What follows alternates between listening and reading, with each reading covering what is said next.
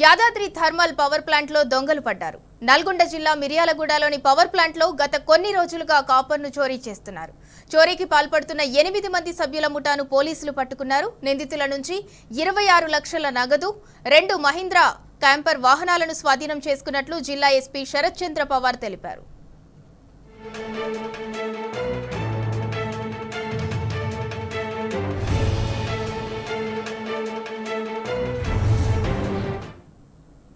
Yadadri thermal power ప్లాంట్లో దొంగలు పడ్డారు. నల్గొండ జిల్లా మిర్యాలగూడలోని పవర్ ప్లాంట్లో గత కొన్ని రోజులుగా కాపర్ను చోరీ చేస్తున్నారు.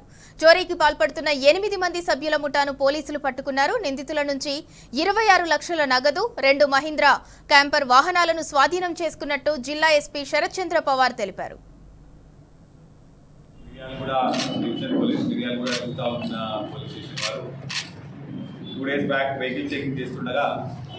మనకి ఒక ఆటో దొరికింది. ఆ ఆటోలో స్క్రాప్ సామాన్, కాపర్కి సంబంధించిన స్క్రాప్ సామాన్ అనుమానాస్పదంగా ఉంటే ఇంట్రాగేట్ చేస్తే వాళ్ళు YTPS Yadadri thermal power station తీసుకుని వస్తున్నారని చెప్పేసి చెప్పడం జరిగింది. మనం అక్కడ వెరిఫై చేస్తే కూడా ఈ స్టోలెన్ అలాగా మనకి తెలిసింది.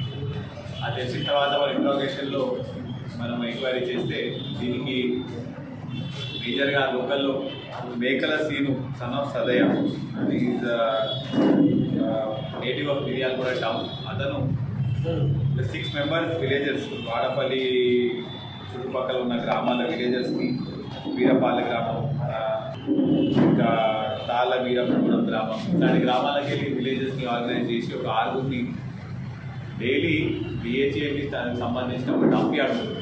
ఆ డంప్ యార్డ్ నుంచి వాచ్మెన్స్ అప్పుడప్పుడు లేనప్పుడు వాళ్ళు పండుకున్నప్పుడు వీళ్ళు ప్లాన్ వేసి అక్కడ నుంచి ఉన్న కాపర్ వైర్ అనేది దొంగతనం చేసిన తర్వాత ముందు ఉన్న ఒక shop Pendem own by Pendem Bhaskar, ఆ షాప్లో డంప్ చేయడం జరుగుతుంది.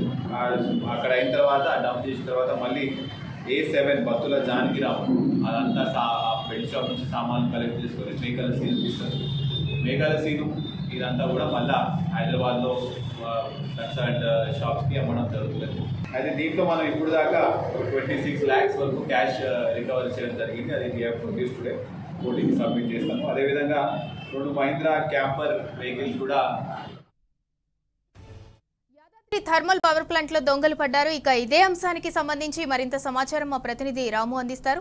రాము, చెప్పండి, అసలు పవర్ ప్లాంట్లో ఎన్ని రోజులుగా ఇదంతా జరుగుతుంది? చోరీ అంతా కాపర్ను వాళ్ళు చోరీ చేశారు. చోరీ చేసిన వారిని కూడా పోలీసులు అదుపులోకి తీసుకున్నారు. అసలు ఎంతమంది సభ్యులు ఉన్నారు?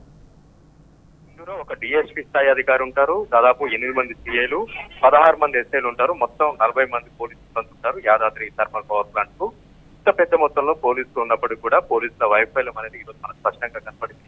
పోలీసుల కళ్ళు కప్పి ఈ యాదాద్రి పవర్ ప్లాంట్ పక్కనటువంటి సౌమ్య తండ, దుబ్బ తండ సంబంధించినటువంటి గ్రామస్తులు ఒక 8 మంది ముఠాగా ఏర్పడ్డారు. వారందరూ కూడా రాత్రిపూట CC కెమెరాలను ధ్వంసం చేసి ఏదైతే ఆ స్టోర్ రూమ్ ఉందో ఆ వస్తువులను, కాపర్ వస్తువులను దాచుకొని ఆ వస్తువులన్నింటి కూడా ఒక్కొక్కటిగా గోడ దాటిస్తూ ఒక ప్రాంతంలో డంప్ చేస్తున్నారు. ఆ డంపు చేసినటువంటి వస్తువులను, అల్యూమినియం, కాపర్ వస్తువులను మిర్యాలు కూడా హైదరాబాద్ సంబంధించినటువంటి పాతి సామాన్ సంబంధించిన వ్యాపారం ఈరోజు వెలుగులోకి వచ్చింది. ఒకసారి ఘటన కాదు, సంవత్సరం క్రితం ఇదే రకంగా ఒక 10 మంది కూడా పోలీసులు అరెస్ట్ చేశారు. అప్పుడు కూడా దాదాపు 50 లక్షలు. ఈరోజు జరిగినటువంటి ఘటనలో కూడా 8 మంది అరెస్ట్ చేశారు. దాదాపు 30 లక్షలు చేరినటువంటి కాపరు, అదేవిధంగా అల్యూమినియం వస్తువులను ప్లాంట్లో ఉపయోగించినటువంటి విడిభాగాలను కూడా స్వాధీనం చేస్తున్నట్టుగా జిల్లా ఎస్పీ జరిగింది. మిర్యాల డివిజన్ పోలీసులదే బాధ్యతగా భావించాలి. మిర్యాల డివిజన్ సంబంధించినటువంటి అధికారుల నేపథ్యంలో ఒక DSP స్థాయి అధికారి అక్కడ నియమించారు. SPF పోలీసు శాఖ నియమించారు. ఇంతమంది కళ్ళు కప్పి స్థానికంగా ఉన్నటువంటి వాళ్ళు ఎలా చొరబడతారు, స్థానికంగా ఉన్నటువంటి వాళ్ళు ఎలా దొంగతనానికి పాల్పడతారని కూడా ప్రతి ఒక్కరు ప్రశ్నిస్తున్నారు.